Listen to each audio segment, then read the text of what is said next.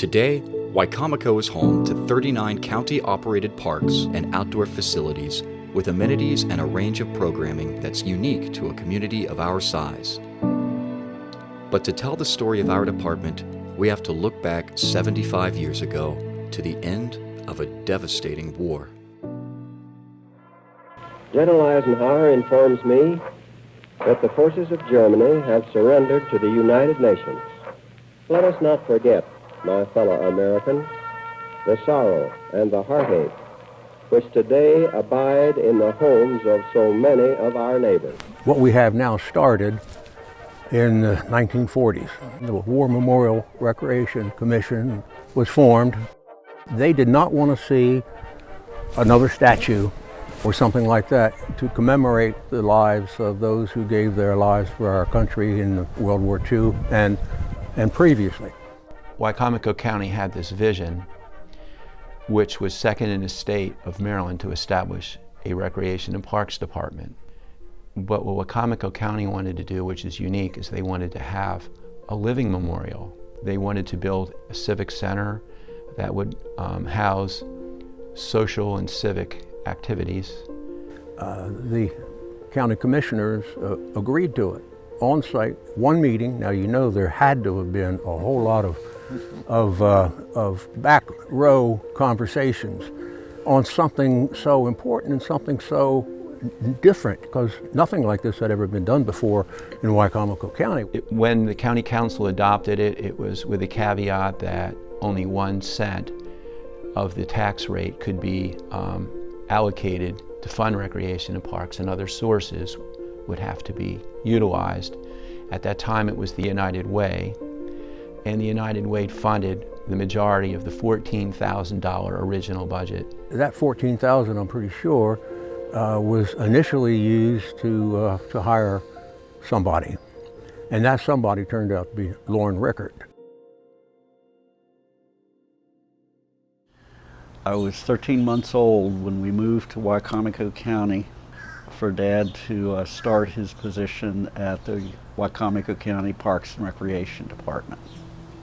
He came to this position having grown up in a very, very difficult situation. He quit school when he was 12 to go to work in a woodworking plant to help support his mother and his sister. His father had abandoned the family, showed up when Dad was about 14 years old, took him to New York City to find a new way, and promptly left him there on his own.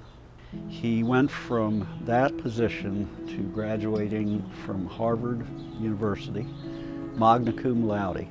Dad told me once that one of the greatest influences on him was a lecture that he heard when he was at Harvard from Albert Einstein in German on the benefits and the necessity for recreation as an important part of social life. And then he had the opportunity to live that and essentially from scratch build a department that became a bit of a model for the state. And he had an office in the county's old courthouse in the basement, and he often talked about it, that he started out in a broom closet. And he was a trailblazer. That's all I can say.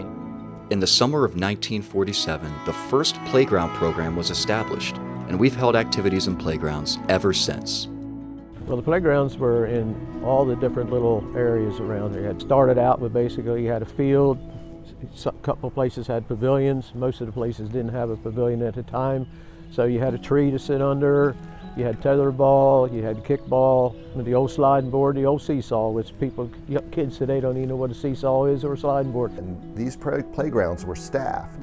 And so you had, every neighborhood, you had the kids, the little ones, could just go to this playground on their own. There was a staff there were crafts to do, and sponsored events. Lauren beat his drum to go around the community, as I said, to increase their knowledge of the benefits for having a county-wide recreation program. So he was utilizing schools and a lot of churches.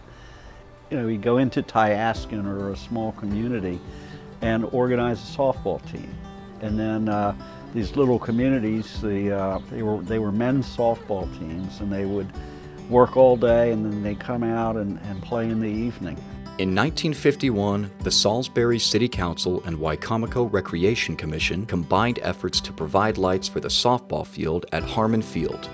Many years ago, right here in this particular area of Harmon Field, I played fast pitch softball. Yeah, I remember I played third base, and I remember one of the guys named Hank Wallace. You know, it was like the hot box, and he had a line drive right to me, and I just threw my glove up and caught it.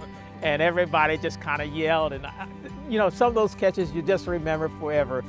You would come here and we would play our youth soccer games here in Salisbury, and most of the time they did them under the lights, so that was a big deal, under the lights playing soccer when you were young. Then, in 1959, after 15 years of effort, the Wicomico County Civic Center was built as a living memorial. It was a key asset of Wicomico County. It hosted international tennis tournaments and concerts and things that would have never been able to come to Wicomico County without that building. They want complete equality, social, economic, and political. Leading up to the late 50s, facilities and programs were segregated by race. But accompanying the civil rights movement in the 60s, our department made steady strides toward progress. I was a basketball player. We were the first team to integrate. Peninsula Regional Hospital had a team in the league, all African American.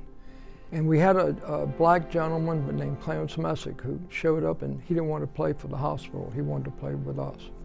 And he came on, and that was the beginning, really, of integrating the men's league. My memories also at the Lake Street playground were like, wow, we used to compete against each playground. We had softball, we had tetherball, we had box hockey, we ran track. The kids we got to come together as one and compete. I can remember going at the Lake Street playground playing fast pitch softball, and look, the lights on, and everybody's just, the playground's full. All right, well, this is back in the day from '66 to 1970. They used to have the marble tournament in the elementary schools. And the winner of the Civic Center then would have a weeks in Wildwood, New Jersey, where they would shoot against all the top marble shooters in the country. I wound up 11th in the nation. It was the best we ever did down here. But Dad would emphasize over the dinner table how important it was for the people of Wicomico County to have a well-organized, very thoroughly built recreation system. So he would frequently come home after working all day, have dinner, and then while the games were going on, he would leave again at night. And he would go out and he would drive around the county, and he would just make sure that everything was running smoothly. In 1969, a piece of Maryland legislation would enable our county to expand its park system tenfold. Program Open Space was the 800-pound gorilla that enabled us to acquire so much property that we have for parks and recreation purposes. Just close your eyes and think, we wouldn't have a Henry Parker Sports Complex. We wouldn't have Pemberton. We would have 30 acres at Pemberton with houses all around it, including Bell Island. We wouldn't have these things if it wasn't for Program Open Space. Dad got a series of grants almost every year through that period, and he used that money to buy what would be considered today prime real estate.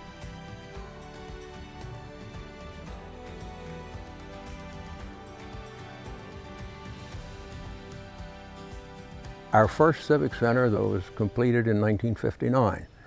And then in 1977, it burned to the ground. They were cleaning the wood floor or resurfacing it, and a spark from the resurfacing machine ignited the fumes, and within minutes it had gone all the way up to the ceiling and had completely consumed the building.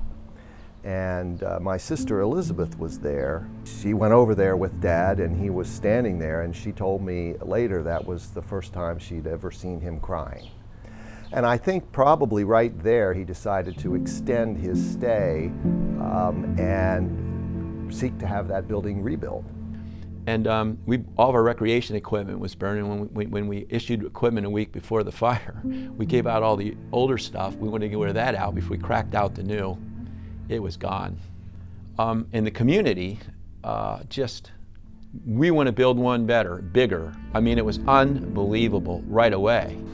More space, meeting room space, real basketball court floors. Government doesn't always function quickly. But in this case, it happened because almost everybody you'd see on the street was touched, either them as an individual or their kids, by the loss of that facility. By 1980, a new civic center was built, and Lorne Rickert retired after over 30 years of serving Wicomico County and passed the torch to Director Gary Mackis. When you come in here, take a job like this, the very first word that you got to have is the word vision. You got to have vision. Parks and Recreation it took off with a leap and bounds, And like I said, Gary needs a lot of respect for what he had done because he had a vision. Throughout the 80s, under Mackis's leadership, Wicomico County Rec and Parks saw exponential growth, adding several major parks to our park system.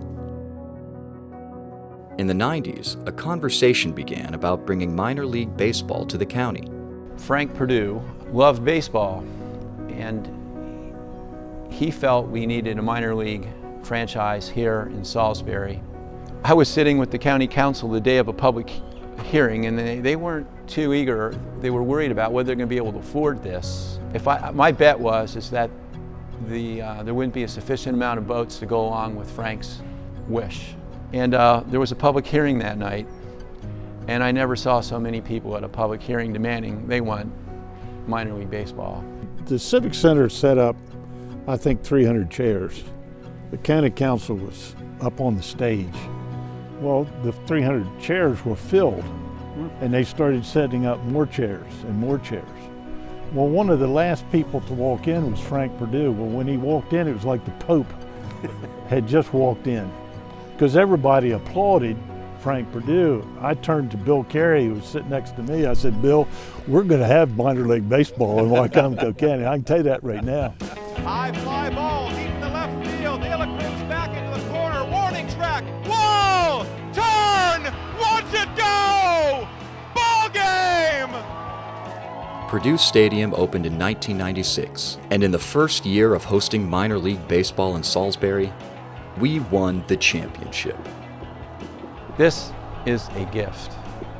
That's what, when you think about it, again, how many places have what everybody here has to enjoy? Don't take it for granted.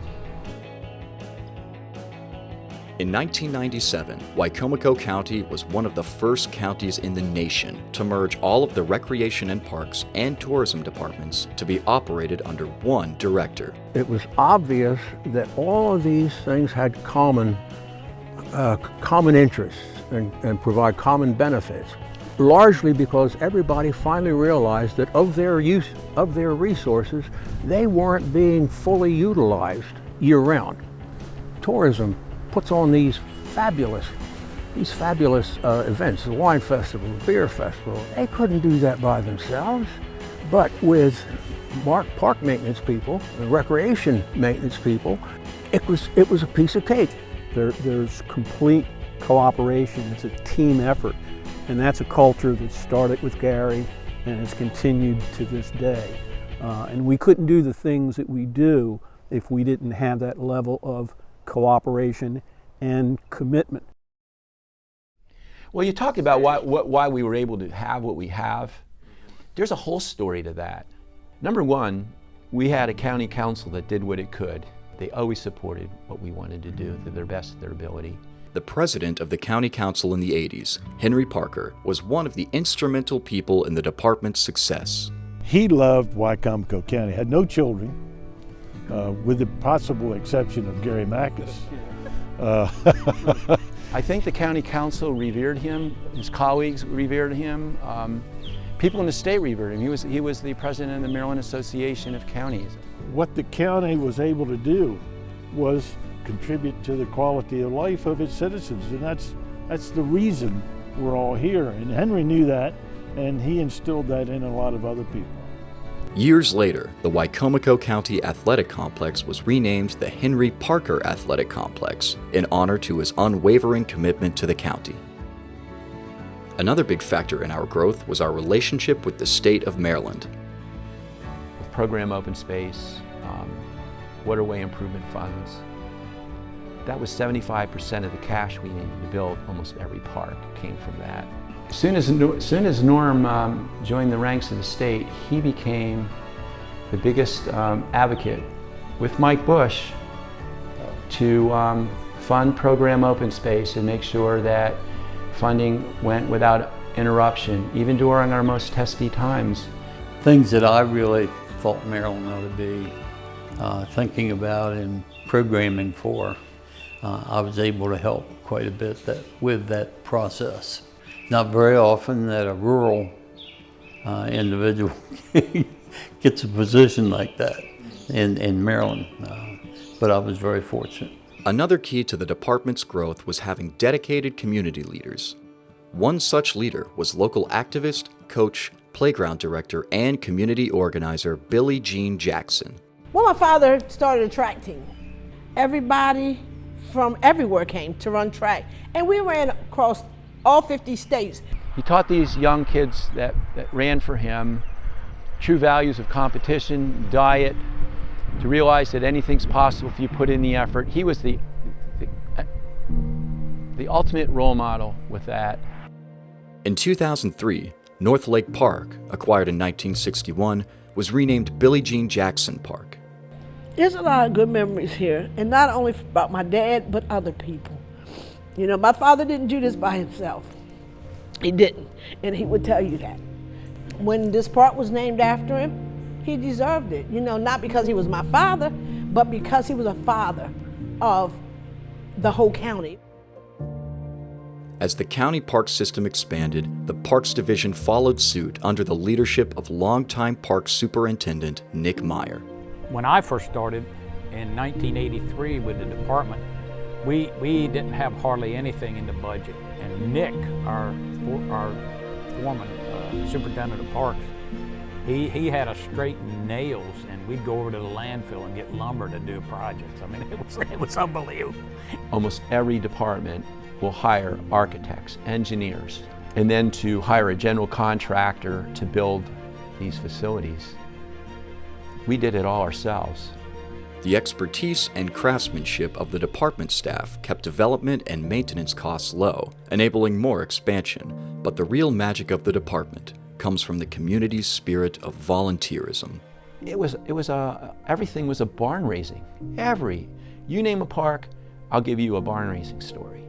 Like Mo and I just were at the Village Inn, and I saw Steve Parsons there, and Steve was one of the volunteers to help build the East Side Youth Sports Complex concession stand. And it's people like Steve Parsons, and they were all over the county, from Delmar to Fruitland, Sharptown to Willards, that we got to work with people that volunteered their time in a way that you just couldn't believe they would spend that much time doing it. One example of Wicomico County's ongoing history of volunteerism happened in 2003, when George Vickers and a group of veterans spearheaded the construction of a tablet memorial at the Civic Center. Nearly all of the labor and material of the memorial, valued at around $200,000, was donated from companies and individuals across Maryland to honor the lives of Wicomico County veterans. And whoever it was that we were asking, I believe that in their heart they were donating it out of their patriotism and their love for this country and what this country had given back to them and their families at the time that they were donating that. And it was an amazing gathering of people to get that thing done. There are 191 names out there, and they need to be read. People need to know who they are. The combination of Mackes's vision with the dedication of the county and an innovative organizational structure led to substantial growth throughout his 35-year career, opening some of our most prized parks and events and extending into our county's smaller communities through local recreation councils. It was really nice when the programs were brought to the outer the outer communities. There's just something about being in your own community and being close-knit, and no matter where I am, I run into a child or a young lady that I have coached.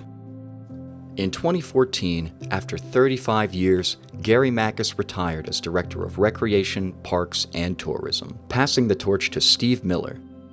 And over the past 5 years, the department has continued to grow, developing and implementing a master plan to open a new regional park at Pirates Wharf. What residents have asked us for consistently is trails, water access, those types of things. That's what people want. And what a great place for that. In a special park system, this is going to be the next big one. And we're really excited to provide public access. That's really the goal. As COVID-19 swept across the world in 2020, our access to parks and recreation was more important than ever. And despite the crisis, our community came together once again to support the construction of Field 7.5 and an inclusive playground at Henry Parker Athletic Complex. We raised, literally in the midst of a pandemic, we raised $500,000 of private funds. So we got state funds and county funds, but $500,000 in a pandemic. And what the project is, the playground is an inclusive playground. It's designed specifically for kids of all ages and all levels of abilities to be able to play together. And it's about kids forming relationships, and that's what Field 7.5 is about. Wicomico County and our department is special for many reasons. We make it our mission to do good things for other people and try to bring them together. It's one big collaboration. Everybody working together. Like I said, and when you have that kind of feeling among all of you, things usually go very well, you know. The enjoyment that I get with youth events is the parents and their parents coming to see their grandchildren play. It's bringing the entire family and community together. We all get to go to work every day, and our focus is to improve quality of life for other people. And it was the combination of everyone working together that realized you can accomplish anything if we all work together. When we look at what the previous generations have done, it's remarkable. And I'm humbled just to see what they've done and what they've passed to us and the responsibility that they've passed to us. And that goes to us as staff, but it's also for our community. So many of these things were done by volunteers and by community members in these separate communities in the county as a whole. And we can't do it by ourselves. We need everybody, and that's what's made this thing so special for so long. And I'm excited about rolling up our sleeves and doing it for this next generation. This is a quote from Dad when he was recounting his time in the department. He said, "It has been aptly said, during working hours, we make a living. During leisure hours, we make a life. For it is during our leisure hours when we invite our souls that we make life truly worth living."